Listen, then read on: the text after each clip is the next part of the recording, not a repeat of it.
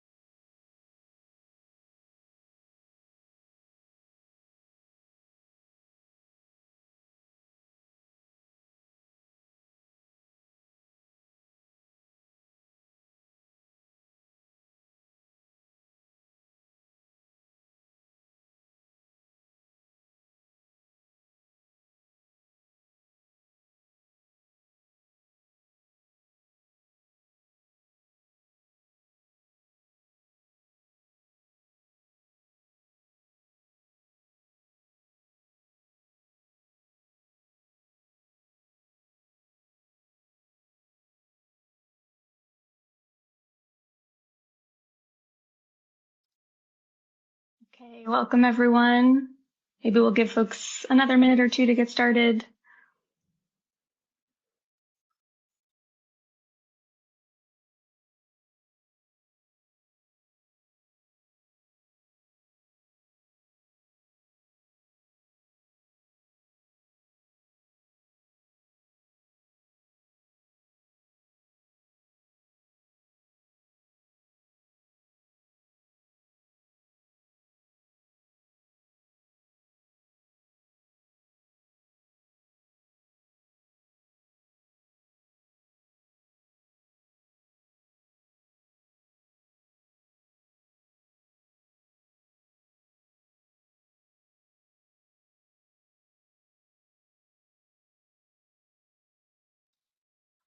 All right, welcome.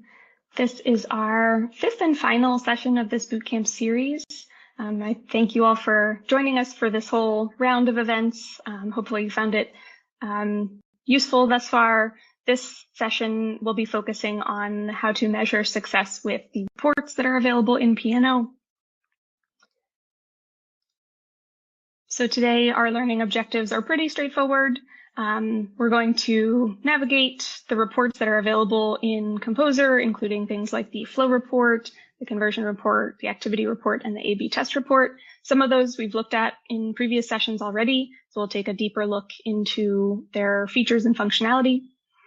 And by the end of the session, I also want you to be able to understand the data that's available in the VX reports, including both the visual reports and the logs. And then finally, you should be able to, with all of this information at the end of the session, evaluate the success of your experiences and subscriptions using the data that's available in P&O, because ultimately, while the data is interesting, right, you want to know, am I doing the right thing? Are my experiences working? Are my subscription products successful? That's what the reports are meant to sort of answer. So that's what we'll be looking at today, and we'll review these again at the end to make sure that we've met these objectives. In terms of our agenda, it's pretty straightforward. One thing I'll say about reports is that it can be key to teach this topic because it's difficult, unlike the other things that we've done together previously, where you're building things out live and you're experimenting with, the things in the demo environment. It's hard for me to show you real reports, right, without exposing customer data or without having sort of dummy data that doesn't actually make sense in a real use case.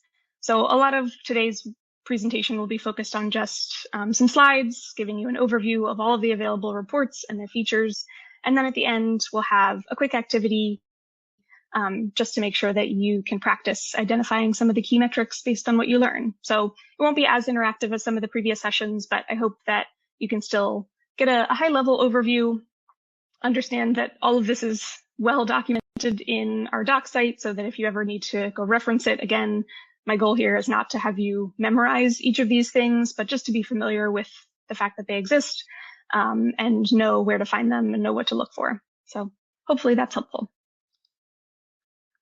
All right, let's get started. So we'll take a brief look at the sort of overview of reports, and that includes the types of reports that exist, and then we'll look at the specific composer reports, the VX reports, including the visual logs, the visual reports and the logs, and then we'll take a brief look at user mining as well, because that can be helpful in terms of looking and searching for your users.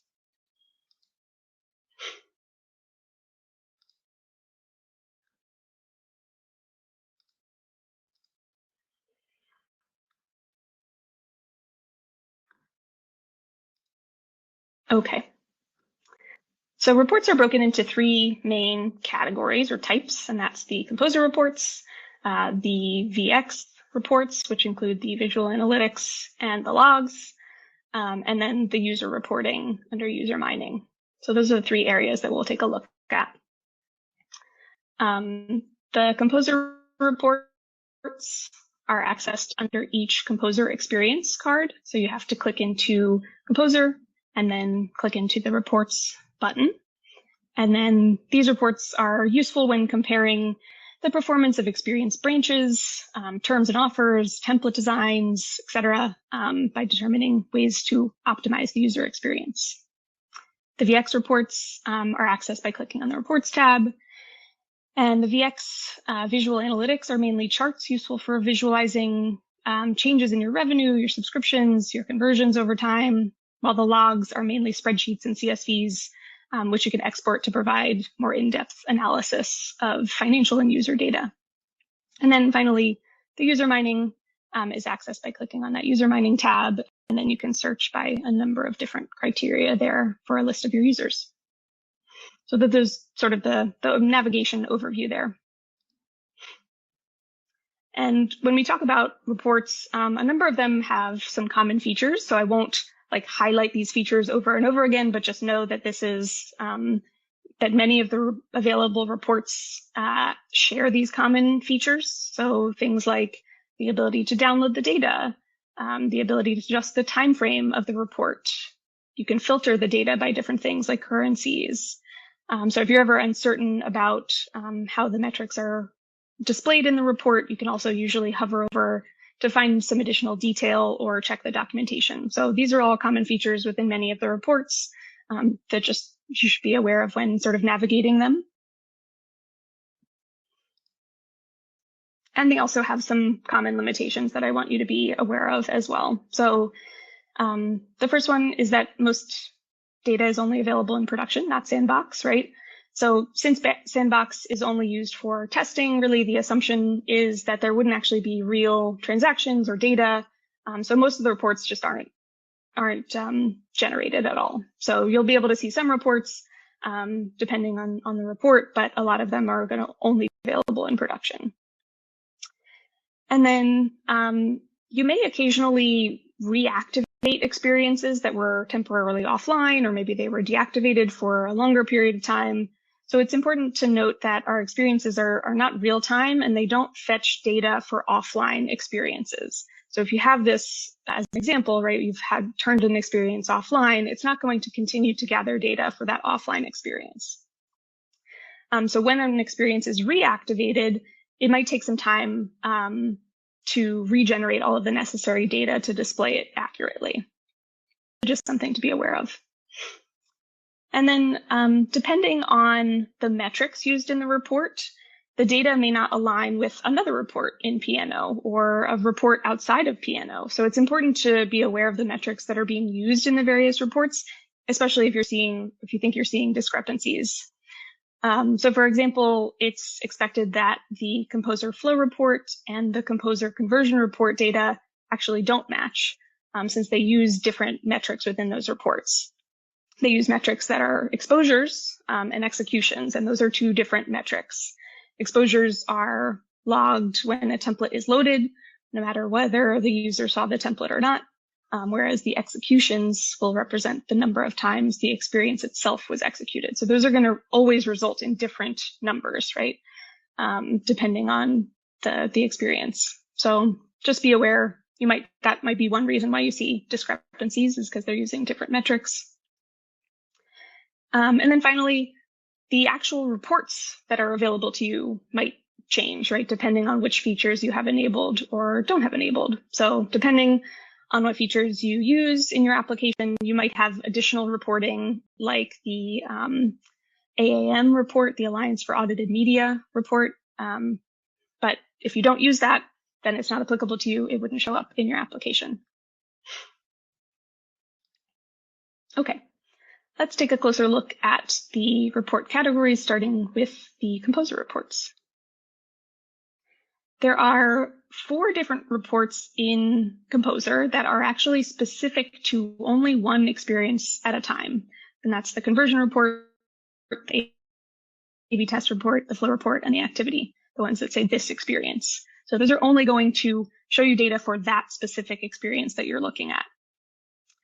There are also these separate reports that live in Composer and contain data about your user segments across experiences. And those are the segment report and the LTS segment report.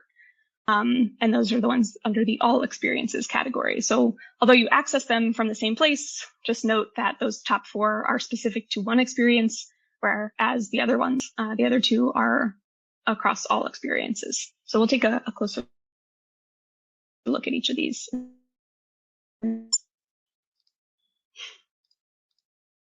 All right. The Composer conversion report is useful for measuring experience performance, right? Especially in comparing terms and offers performance against one another. This report graphs conversions. So in other words, users transitioning from anonymous to registered to paid subscribers over time, right? Looking at those conversions over time. And it's using only data, again, specific to that one Composer experience. So this is not the report to use if you're looking for a holistic view of your subscription conversions, since it's only considering that one experience at a time, right? So we'll talk about another report that you could use instead if you're looking for that holistic view. And then the other thing to note here is that by default, you're going to be shown data on VX conversions, sort of in the top left-hand corner there. But you can also view other data subsets like exposures instead of conversions. And then within the same report, but below the main graphic, there's also a table that contains the underlying data for that visual up top. So you can choose to organize the data based on various classifications such as source, category, action. And using this table, you can see things like which device types generated the most conversions, which links had the best conversion rate, and the value of actions like showing an offer. And by default, the value is determined by the VX conversion. So in other words, the terms trial price or the full terms price, the full subscription price, whichever applies to the user's conversion, so that the price of the term is used to determine the value of the conversion. But you can also assign or alter the value of a conversion in this report for this conversion within this specific experience. So within the report here, you can overwrite the names, the values of any of these conversion types and the values associated with them by clicking the little sort of pencil edit icon. So you can determine the value of these conversions for this specific experience. Otherwise, it's just going to pull in the default like monetary value from the VX term. Moving on to the A/B split test report, another popular one, especially if you're running A/B split tests in Composer. This depicts the results of any of those tests that you're running in this one Composer experience. So you can view active or archive tests, and this is the overview page. And you get also here sort of a summary of the test performance. So if you click into each of these tests, right, in this case, there are 2 here. If you were to click into one of those tests, you would get some additional information that looks like this. So you see a large chart that plots the currently selected key performance indicator. So in this case, it's conversion rate for each test branch. So in this case, variant B is the one that's currently winning with the most conversions. But in addition to the chart data, you're also shown metrics that reflect holistic data about the A/B tests, such as the time remaining, total exposures, total conversions. Those are in the top right-hand corner there, and the average conversion rate. So you can change the selected KPI and choose a range of options, including exposures, clicks, closures, conversions, revenue, right? You can measure this test, the success of this test however you like. And you can also adjust the metric definition to be either page view level or user level, which determines if conversion rate is calculated by conversions over page views or conversions over users/visitors. So again, a lot of these settings are configurable when you're setting up the test in the first place, but even after you set up the test, you can come back in and adjust some things to really get a finer tuned understanding of the success of the test. Sometimes there's clear winner no matter what you look at, which is great, makes it easy. Otherwise, you might want to sort of dive into the details a little bit to understand the meaning by some of the results.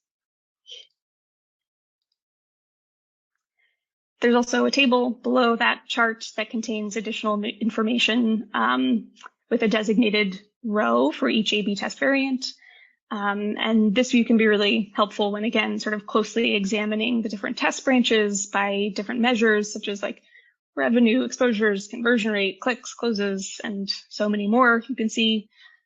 So depending on what you're testing and how close the result was, you might want to sort of dive into the details here and gather some additional insights into the winning variant.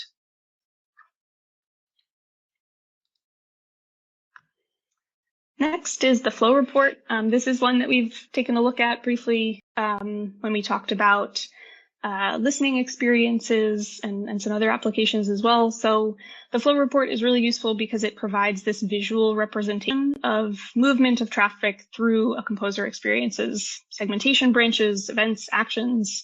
So you get basically a view of your composer experience, all the cards that you set up, but the data behind the traffic, right, moving through your experience.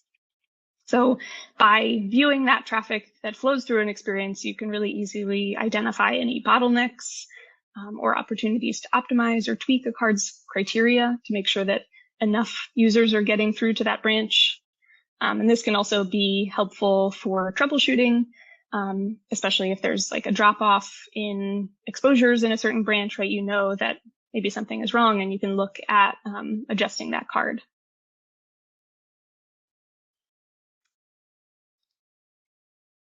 Then if you want a little bit more detail, the flow report also analyzes specific cards, so within the experience, and this allows you to understand not just what users moved on to the next card, but also the reasons why a user maybe did or did not, such as like how far the user scrolled or how many page views they've accrued. So this provides some additional detail for the specific cards within the experience, so you can really get a better sense of why they did not engage or what they did instead.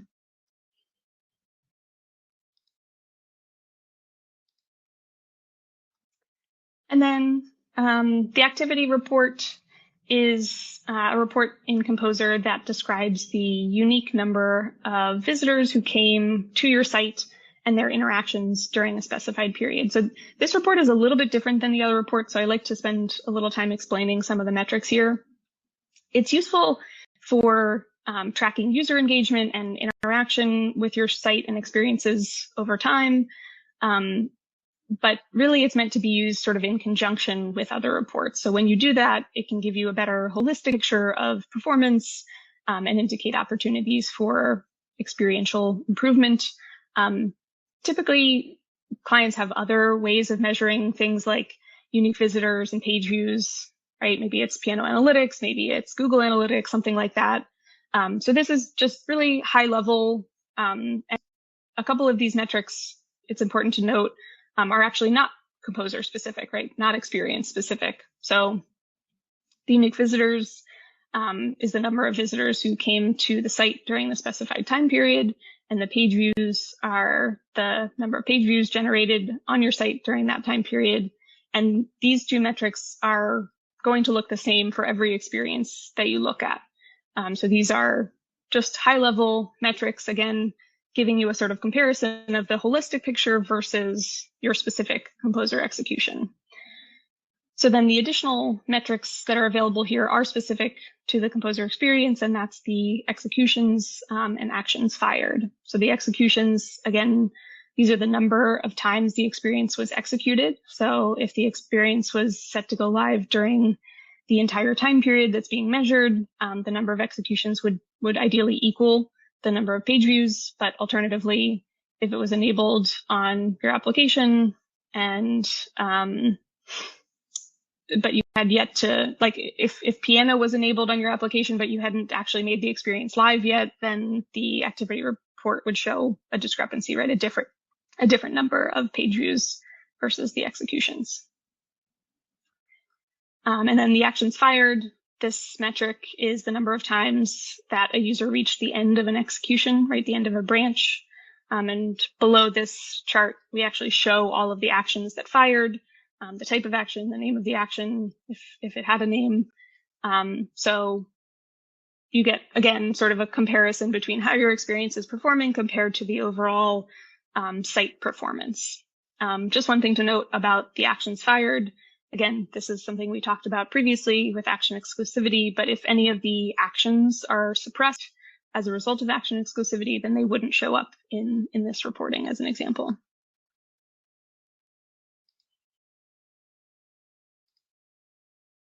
All right, then we get into the two reports that are not composer specific, or not experience specific rather. And the first one we'll look at is this C1X segment summary report. So I think most of you should have C1X enabled. Whether or not you use it, I don't know, but this is sort of an advanced segmentation option within Composer that allows you to target sort of pre-built user segments based on things like brand relationship or user frequency. So depending on the data that's coming in, you may have some of these segments available to you. If you don't, definitely ask your account manager. But this is the segment summary report associated with that C1X feature.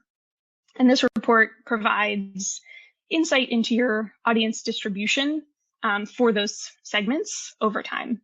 So by leveraging these custom segments or the preset segments or any sort of combination, you can gain an understanding of your segments in aggregate as well as broken down by individual segments. And this allows you to quickly see things like the percentage of your total audience that fits into that selected criteria, right? Whether those are your subscribers or users that visited your site, 3 days last week or whatever it is, right? So you can see the percentage of your audience that fits into the criteria, or the percentage of your total page views that were generated by the users in those segments. And this can be really helpful if you are thinking about using these segments, but you want to make sure that the segment is large enough, right? Especially if you're doing a test or something like that. It's a really good idea to take a look at this, understand the sort of volume that these segments are generating or that they contain. And then from there, you can proceed to targeting those segments within a composer experience. And this feature, this report actually has a neat feature, which is that after you've sort of set up the report with the criteria that you want and explored the data associated with the different segment combinations, you can actually then just hit the target button in that upper right-hand corner, and that will automatically sort of add this segment as a segment branch within the composer, whatever composer experience you've opened it from. So it's a quick way of sort of making sure, double checking, is this the right segment that I want to create? If it is, great, add it to my experience. Then the next report is the LTS segment summary report, and LTS is Piano's likelihood to subscribe algorithm, right? Propensity model. And the goal here is to enable you to understand how those segments, right? How those machine learning segments are being are performing, right? How they're being generated, the performance for your audience, and the key characteristics and behaviors of your low and high likelihood to subscribe visitors, right? So it's intended to provide, transparency to both data scientists who might be evaluating the model quality, and also to someone like a marketer who's looking to strategically leverage these machine learning algorithms for composer experiences, right? So here you can see details on key performance metrics, such as the number of visitors, page views, conversions, and conversion rates. The dashboard also has below those some key metrics that provide descriptive information about the nature of your propensity segments, showing various behaviors and characteristics related to page views, active days, referrer, device, browser, operating system, paywalls, right? A number of those factors that play a part in generating the subscription likelihood for these users. So you get a better sense of how the model is calculating this and the performance of the users in those segments. All right. We have a quick question in the chat. So are there any plans to expand beyond 30 days? And also any sort of comparison mode to analyze changes? I don't know about the specific plans in terms of the product roadmap. What I will say is that some reports do definitely allow you to look at a longer time frame in the past beyond for 30 days. I think the 30 days limitation is probably just for that activity report for Composer, and maybe some there's some limitations on the piano analytics side as well, so separate from these reports that we're talking about today. As for the other question, I can't speak to what's on the roadmap, but it would be a great question to ask your account manager. And even if something is not on the roadmap, obviously we can provide product feedback so the product team is aware of the requests. Great, thanks, Marcel. Awesome. Yeah, keep the questions coming. This is a good topic.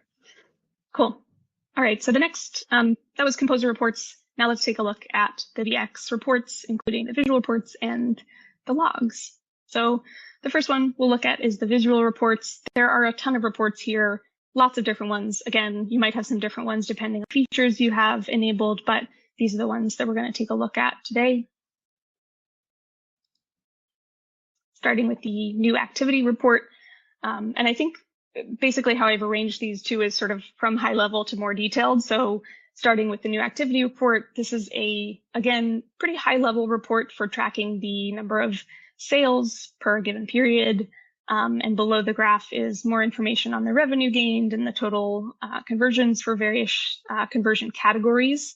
But it's not the most detailed report. Again, this is really high level so that you can easily see your biggest conversion streams. In other words, like gift conversions or payment or registration, right? So again, pretty high level. You might get some additional information from the table below, but you're not going to be able to drill in too much for this new activity report.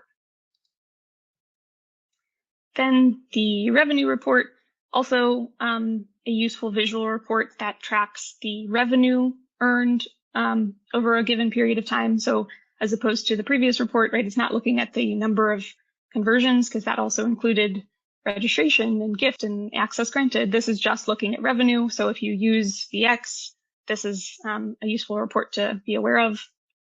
But it is also important to understand that the VX revenue report can sometimes be out of sync with the real data.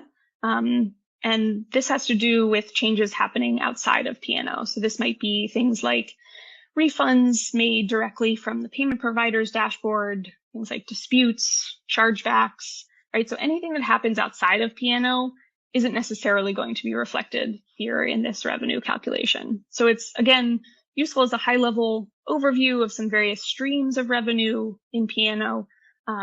But if you're sort of a financial controller, I wouldn't necessarily recommend using this report. There are other reports and logs that contain sort of more detailed information. All right, so getting a little bit more detailed, the subscription visual report. This is a great report, provides data on the subscription activity across your terms throughout this period of time. And you can apply, what I like about this report is that you can apply so many different filters. So you can apply filters to the data so that you can quickly find key insights that you're searching for or investigate term performance on a deeper level.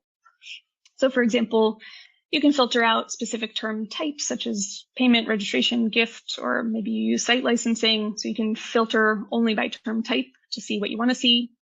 And you can also configure the graph visuals to show specific views like gains and losses, or active subscriptions, or total payments, or total lost, and other different pre-configurable views. So it's helpful in the sense that it's very dynamic and you can sort of choose how you want it to display. This is also where you'll be able to see useful information regarding your upgrades, if you have upgrades set up in your account, including things like the upgrades that are new, scheduled, completed, failed. So the subscription report is going to show you that information if you have those subscription upgrades configured. And then the table below the graph, the main graphic, has also a ton of important information about your subscriptions that's broken term, including your subscription, like or were actively canceled.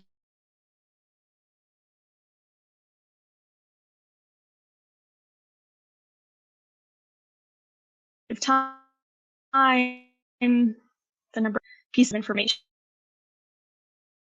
here. And each term also includes a day by day, basically when checking. So you get even a more detailed of the data that word specific info view there.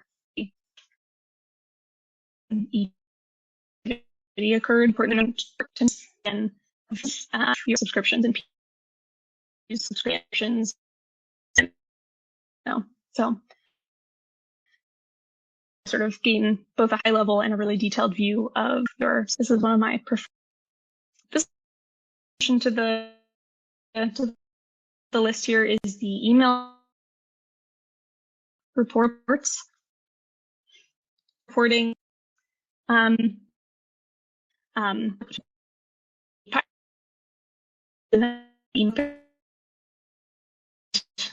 balance time period, and then there's included sent through P&O's email manager. So this is not related to P&O ESP in any way. This is just those transactional emails associated with account confirmation or a refund was processed. Any of those sort of notifications that you might have enabled in your email manager. And then below this visual, there's some more detailed information on outgoing emails, data presented by email type,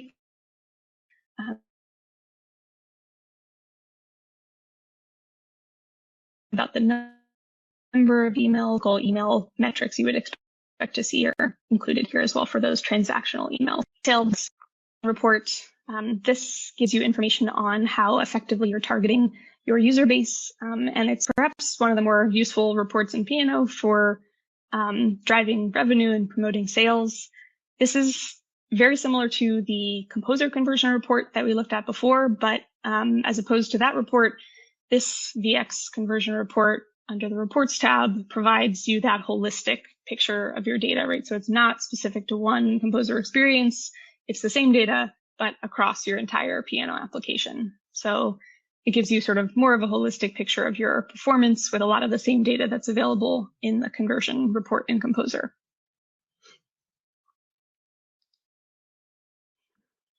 There's also the suspicious activity report. This is a fun, newer report that actually shows you the sort of how many of your users are suspected to be sharing their account credentials with other users. And we segment your user accounts into 3 sort of separate categories of password sharing suspicion, right? How likely we think they are to be sharing their credentials. And that is suspicious users. These are user IDs that had 2 or more unique browser IDs with concurrent sessions. And with those concurrent sessions, they were using different IP addresses in different cities, right? So if you look at that, that's sort of highly suspicious, right? different users logging in from different locations.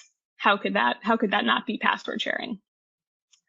Then there's possibly suspicious, which is just user IDs that had 2 or more browser IDs with concurrent sessions. This might be the users just logged into 2 places. It's unclear if they're 2 separate IP addresses, right? So they're not necessarily 2 different users. They could just be the same user account, but in 2 separate sessions. And then not suspicious is just user IDs with no concurrent sessions, right? Person logged in only once in one place. So you can explore each of these categories further to see your trends versus the benchmark data in Piano. So this is a really interesting report to try and understand if users are sharing password credentials with other users.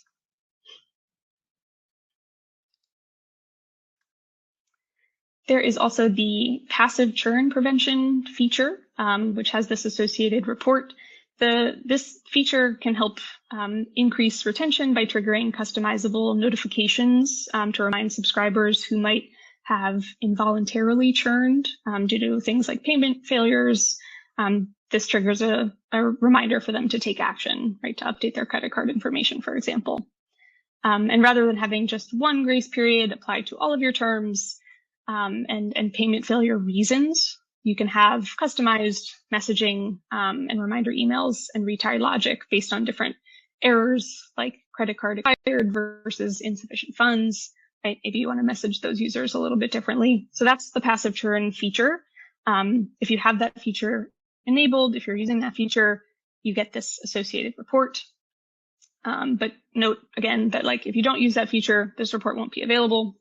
But if you do have this report, this lets you evaluate the recovered subscriptions and revenues and sort of analyze the volumes that are at risk by different levels of aggregation, such as the decline reason or payment method. And this is, again, only available if you use that feature. So I won't go into too much detail about this report since not everybody may use this, but again, just note that it's available and has some additional information about how the feature is performing. All right, I'll pause there for any questions about the VX visual reporting, and then we can move on to the logs.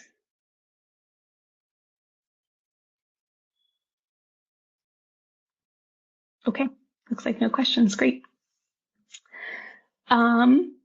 All right, so moving on to the logs, right? We took a look at the visual reporting. That's great. Some of it's super detailed. Awesome. If you want a little bit more detail, this is where the logs come into play. These are the raw data on all of your users, transactions, and subscriptions. And rather than the VX visual reports, these logs allow you to access the data sort of firsthand and get a more detailed account of the finances of your company. So we'll take a closer look at each of these logs and what data is available in them. All right, the first one is the transaction log, and this is a report that is essentially a table. These ones, right, again, they're logs, they're not visual reports, they're a little bit less interesting to look at, but they contain lots of important data. So this one includes a table of all of the transactions made by your user base during that specified time period. And you can adjust the time period, or you can adjust the report to separate refunded transactions out. So if you don't want to see refunded transactions, you can separate those out from the purchases. You can also download a CSV of this data, which includes things like the user email, information on the transaction, such as the term, the ID, the status, start and end dates of the user's access. So this can be helpful, especially if you want to do a deep dive. And from this report, you can also download the latest revenue recognition transaction list, which includes information on the external transaction ID, the user email, the details on the transaction, such as the term name, the duration of access, the status, and the month-by-month enumeration of revenue recognition, right? So if you do revenue recognition at your company, again, maybe don't use those visual reports. This is really the place you want to come to for these logs for that revenue recognition. So even if you don't need as much detail, you can also simply download a summary of the latest revenue recognition. So not the full revenue recognition report, but just a summary, which includes monthly cash flow that's attributable to each of your payment terms for the entire history of your relationship with P&O. And it's important to note one thing about these RevRec reports, right? Revenue recognition, that it's not impacted by the date selection. The revenue recognition reports, the downloaded lists will always regard the last full calendar month starting from the third day. So that's just how they are generated. So you can download them here, but just note that the date selection is not going to impact those revenue recognition reports.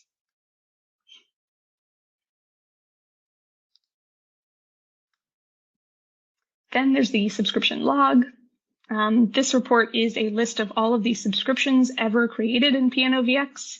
And this is a snapshot of the state of the subscriptions as they currently are. So you can click on each of the subscriptions to bring up more details, or export the subscription log as a CSV, which contains all of the information like subscription status, whether or not they have auto renew enabled, what's their next bill date, what's their last bill date, if they're in a grace period, any promo codes that they have applied, standard things like the offer, the term ID, the resource ID. So this includes a ton of information, but again, this report is only a snapshot, right? It's taking a snapshot in time, so it's static.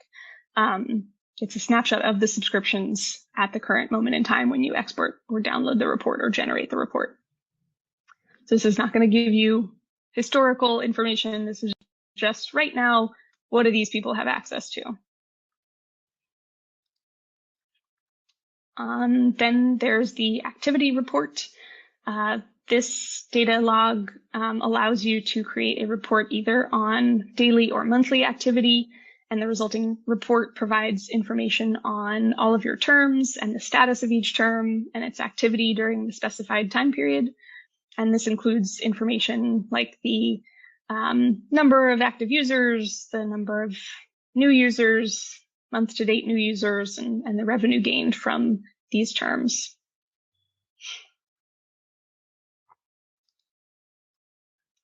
Then, on the other hand, there's the access reporting log. So the access reporting log allows you to obtain data on user access to a specific term. And the access report will show you all users whose access started or ended during the specified dates, and the access that they received as a result.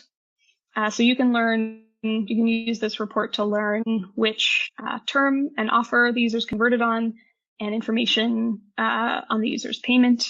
This report also contains users' access to registration terms and campaign codes the user saw prior to converting. So if you're trying to do some attribution modeling, this one might be a helpful one. But unlike the subscriptions log, right, which is again just a snapshot, this report, this access reporting log, this one lets you select a date in the past to see which users had access on that date. So that's different than the snapshot that you generated in the subscriptions log, because you're accessing that historical data. It's not which users currently have access, it's on this date which users had access. So that's the difference there. And then while this is not a report, this is an important feature to know about within the reporting functionality. This is the download center, and this is where many of the log reports will become available once you initiate a download. So they don't go to your email, they don't just download to your browser, they go here, they go to the download center. And this is where you can apply filters to see when the report was generated, its progress, its status. And one thing that I like to note here is, it's maybe a useful feature, is that the download center is not specific to your user. It's a shared sort of area within the P&O dashboard. So if you generate a report, other users will be able to see and access that report. So it's just something to be aware of. Probably if you're generating a report, you want to share it with other people. So it might be helpful to be the one generating the report, and then you can send a message to your colleagues saying, hey, it's available. You can download it for yourself in the download center. All right. And then finally, I want to just take a quick note about user mining. This is a feature where you can search specifically your users. So this search is using some granular criteria, a lot of which is very similar to how you would create a user segment in Composer. Many of the same options are available here and more. So this allows you to search things like the a list of users based on their type of access or their payment method or promotions that they redeemed or the terms that they converted on or the total amount spent and a host of other things. So these search parameters can be used in combination or by themselves to generate a pretty complex set of rules to generate that list of users. And then once you have that list of users, you can generate a CSV file from the results of your search, which contains things like the user's names and their email address, their next billing date, the amount of money spent, user IDs, other pertinent information about those users. So once you've generated your list, you can download it. All right. I'll pause there for any questions about anything we went over before we move on to our activity. Don't see any questions in the chat. So I'll go ahead and assume we're all good to go. Thanks, Taylor. Taylor just shared some documentation in the chat as well. We'll use this for our activity, actually. So let's go ahead and move on. All right. So first, I have a quick poll for everybody here. So you can go ahead and join the Slido. You can scan the QR code here or go to slido.com and then enter in the number. I'm curious, just based on this reporting conversation, which metrics are you primarily interested in tracking using the data from Piano? This could be things like exposures, interactions, users, conversions, revenue, or other.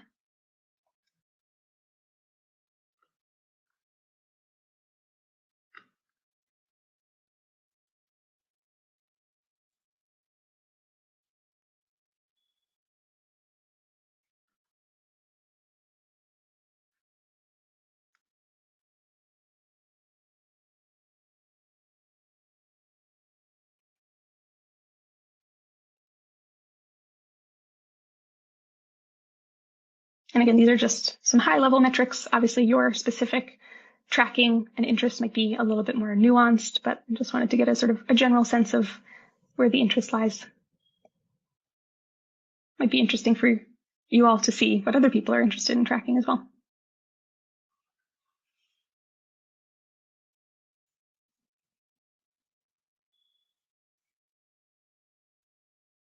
And if you did answer other, I'd love to hear in the chat maybe what specific metrics you do track.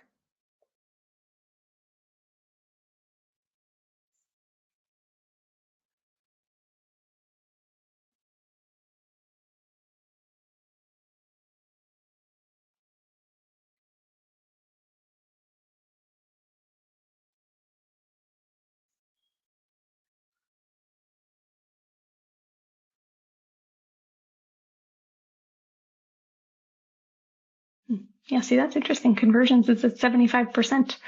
I would have expected at least some folks to be interested in tracking things like revenue, but very interesting.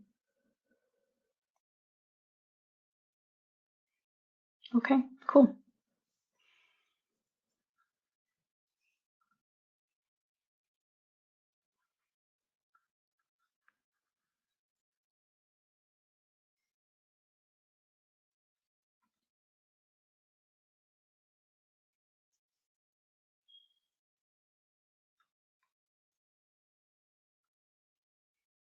All right. Very interesting. All right. Feel free to, continue submitting your answers there because I will certainly find it interesting. But let's move on for now. All right. So this is our actual activity, right? I just wanted to sort of poll everybody, get a better sense. Essentially, it's a quiz. So, but this is an open book quiz. So the links that Taylor shared in the documentation and really anything else that you can find and access in our docs will be helpful here. the goal is definitely not to sort of trick you, and we'll go over the answers at the end. But let's spend maybe 15 minutes taking these questions, researching the documentation to find the answers if you're unsure, or if any question is unclear, obviously you can post a clarification question in the chat and we'll try to address it. But you can copy the link from the chat or scan the QR code. One thing is that there are some images in this quiz that might be small if you do it on your mobile device. So I would recommend taking it on your desktop instead so you can see things better. But I'll give everyone, maybe 15 minutes or so to start taking a stab at these questions, and then we'll review together.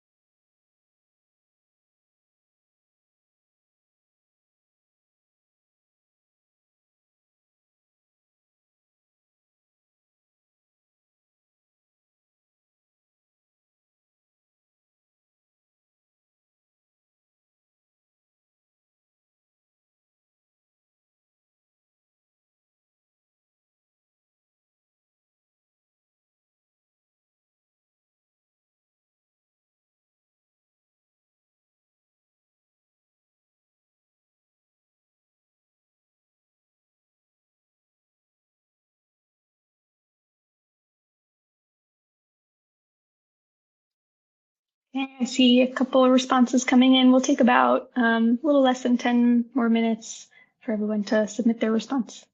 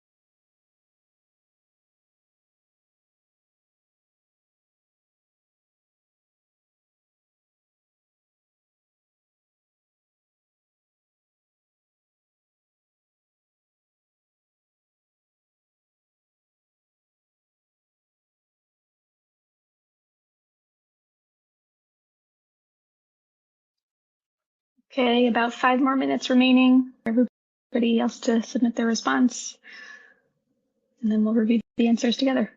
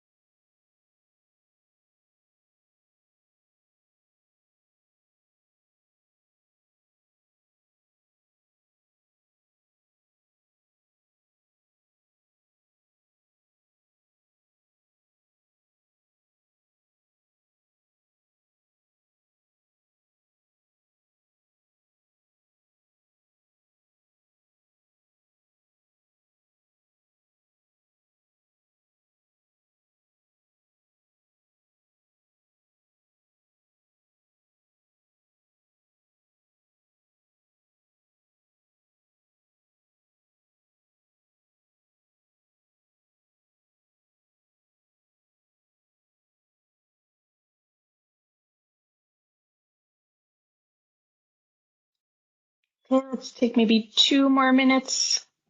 Last call for responses. And then in 2 minutes, we'll review the answers.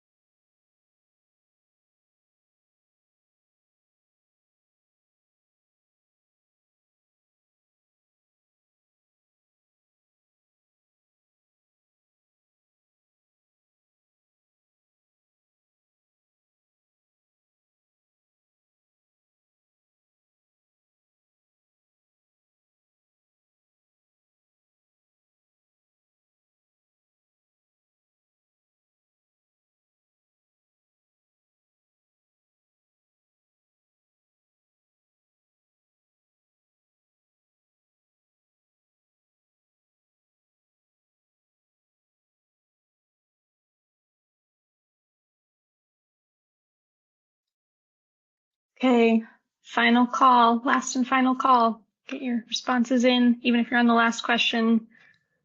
Go ahead and submit. And then we'll talk about the responses. And if you cheat, I'll have no way of knowing. So, all right. So let's take a look at questions. So the first question is, what are some of the common features of reports in Piano? Select all that apply. The options are adjust the date range, download the data, filter by currencies, or hover over to get some data definitions. All of those are correct, right? These are the common features of most of the reports in Piano. You can do a lot of these things to make the reports a little bit more customizable or easy to understand. So all of those answers are correct. Question number 2, what are some reasons why the data in one report doesn't match the data in another report? And the options here are the reports might use different metrics like exposures versus executions. The reports might use different data sources like Composer versus SP. The reports might use different time frames, or the reports are broken. So the first 3 are correct, right?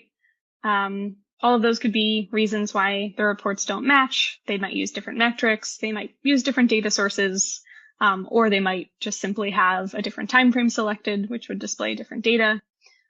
While sometimes things are broken, it's best not to jump to conclusions and assume that things are broken. There are many other common issues where that's the case. Marcel, quick heads up. We are not seeing your screen. We are still seeing quiz. That's okay. I'll just talk about the questions, I think, because I don't have an easy way of showing the responses. So. Okay, that's fine. All right. Yeah.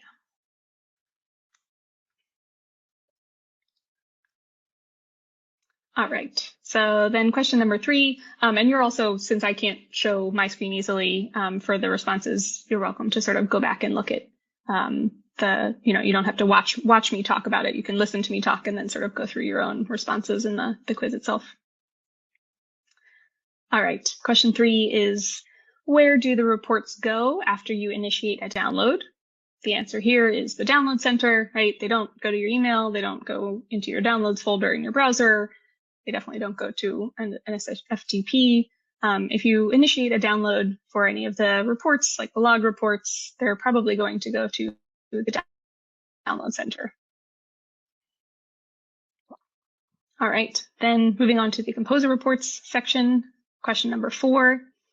What is the difference between the Composer conversions report and the VX report conversions report? And the answer here is that the Composer conversions report only shows the data for one Composer experience at a time, right? That's the main difference. The VX conversions report shows data from across your experiences, across your application, whereas the conversions report in Composer only shows the data for one experience at a time. So that's the answer.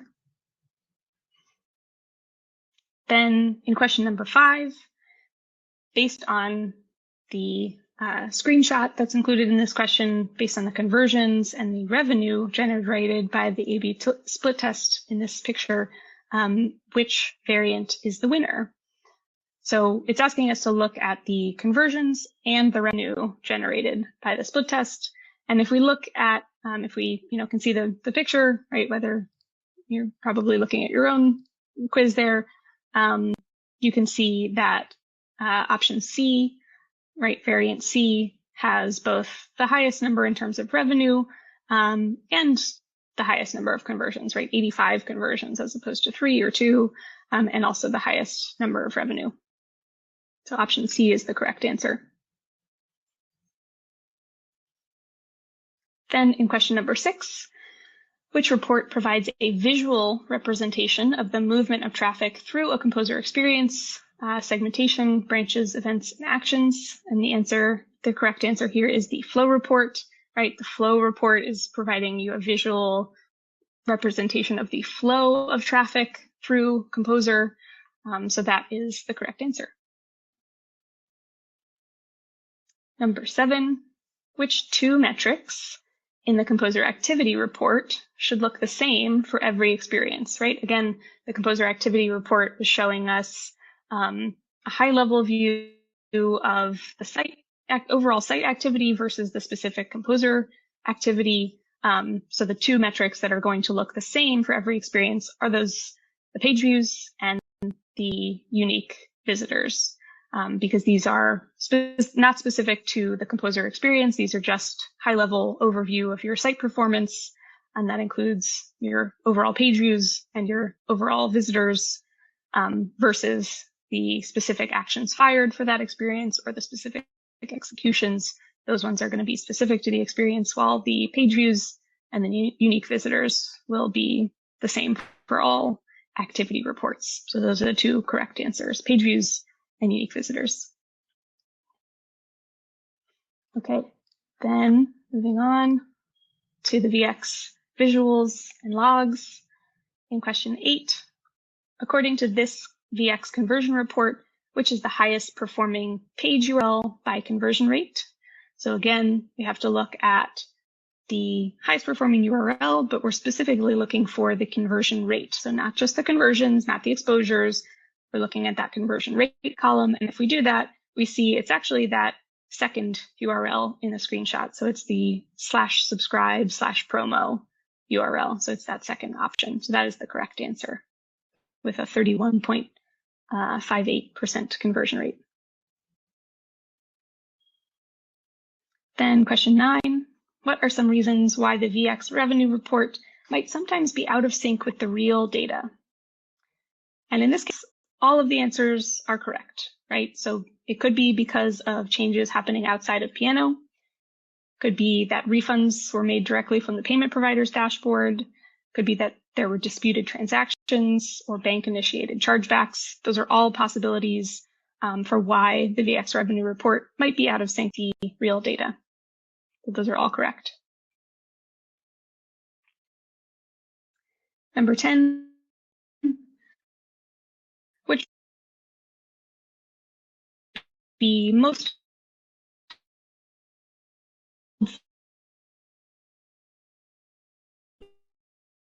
performance of your VX term. This one's, but it's specifically asking us to look at VX terms. And we're wanting for VX. It's obviously not the user mining or the email reporting, although you could get some information there. The subscriptions report is arguably the most helpful when determining the performance of VX terms.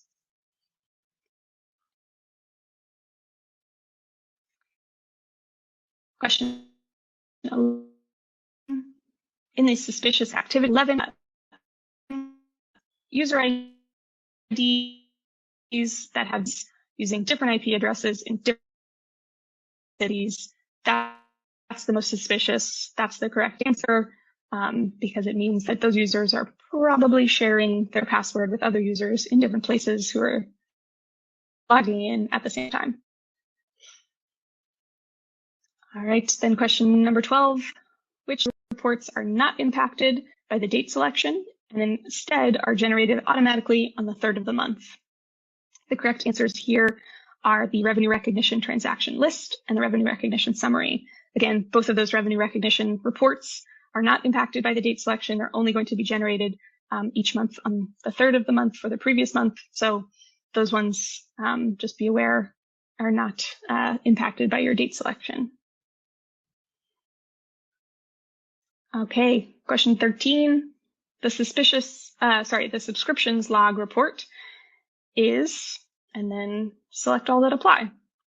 The correct answers here are the subscriptions log report. Again, this is a log report, right? Not a visual report, not a VX report. This is the log report. So we know it's not a visual report. So the correct answers are, it is a snapshot of the subscriptions at the current moment in time, right? I sort of do a phonetic thing or like a alliteration thing. So subscriptions log is a snapshot. That's how I remember it. Or you could research in the documentation, of course, but that's correct, that it is a snapshot of the subscriptions in the current moment in time. And it is also a list of all of the subscriptions ever created in PNOVX. So both of those are correct. And then finally, number 14, the access reporting log allows you to what?